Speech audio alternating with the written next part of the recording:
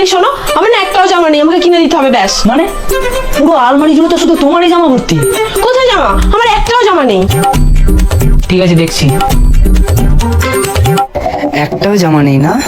ঠিক আছে।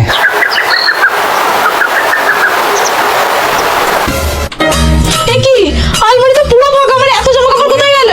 মানে এই তো তুমি বললে তোমার একটাও জামা নেই, মাথা কি ঠিক নেই নাকি?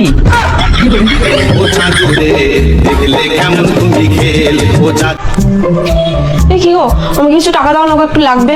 আমার কাছে একটা টাকাও নেই গো, হবে না।